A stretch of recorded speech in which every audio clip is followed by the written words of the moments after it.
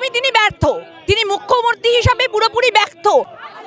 তিলোত্তমার বিচার চেয়ে তিলোত্তমার রাজপথে আজ কলকাতা হাইকোর্ট থেকে, কলকাতা হাইকোর্টের বি গেট থেকে বিজেপির আইনজীবী সেলের যে সদস্যরা রয়েছেন এই মুহূর্তে বিচারের দাবিতে কলকাতা রাজপথে আমরা দেখতে পাচ্ছি ধর্মতলা পর্যন্ত, ধর্ণা মঞ্চ পর্যন্ত তারা যাচ্ছেন।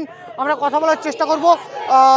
আজকে যে আপনাদের মিছিল, বিচার চেয়ে বিচারের দাবিতে তিলোত্তমার রাস্তায়।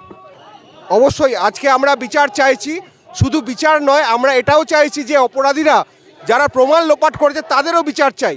কারণ এটা একটা এমন জ্বলন্ত সমস্যা, যেভাবে প্রমাণ লোপাট করার চেষ্টা হয়েছে সেটা আজ পর্যন্ত ভারতের ইতিহাসে মনে হয় না হয়েছে।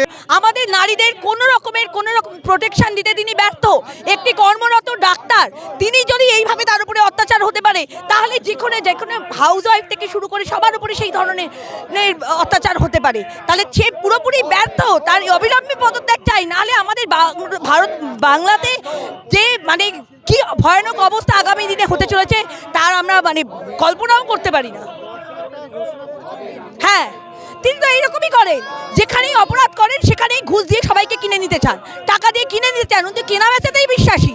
উনি আজকে যে তছরূপ হয়েছে আরজি করে, এবং যেটার জন্য মেয়েটি জানতে পারার জন্য মেয়েটিকে এইভাবে অত্যাচার করে তাকে মেরে ফেলা হলো, সেটাকে ধামাচাপা দেওয়ার জন্য তিনি তিনি যে কোনো পর্যায়ে উনি চলে যেতে পারেন। উনি একজন স্বৈরাচারী মুখ্যমন্ত্রী। ওনার মতো একটি নারী হিসাবে নারী জাতির নামে কলঙ্ক তিনি। তার অবিলম্বে আমরা চাইছি তার পদত্যাগ। পদত্যাগটা চাই। পদত্যাগ না হলে আজকে আমাদের এই যে মুখ্যমন্ত্রী থাকলে আমরা কোথায় যাব? আমাদের এই স্টেটে আমাদের নারীরা আমরা কোথায় যাব? কোথায় গিয়ে দাঁড়াবো আমরা?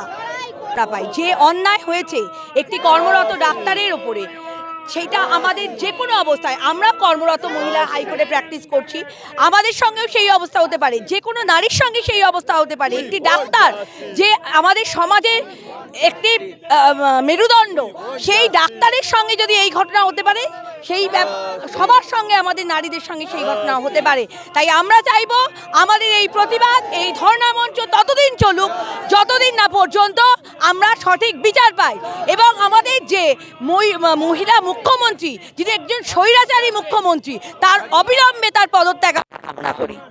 এই স্বৈরাচারী সরকারের পদত্যাগ চাইছি। এই অন্যায় আর্জিকর, তার বিরুদ্ধে আমরা বলছি যে অবিলম্বের ব্যবস্থা করতে হবে। এবং শুধুমাত্র যারা মেরেছে তা না, যারা কালকে আমরা ইন্টারভিউ দেখেছি যে মারা গেছে তার বাবা মার, যে তারা বলেছেন যে তাদেরকে দিয়ে জোর করে সাদা কাগজে সই করানো হয়েছে, পুলিশ তাদেরকে উঠতে দেয়নি।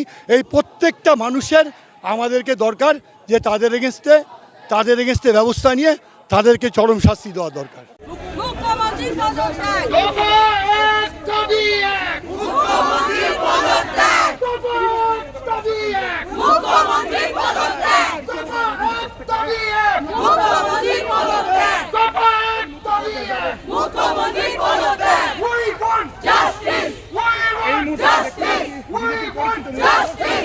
অবশ্যই পদত্যাগ চাওয়া হবে।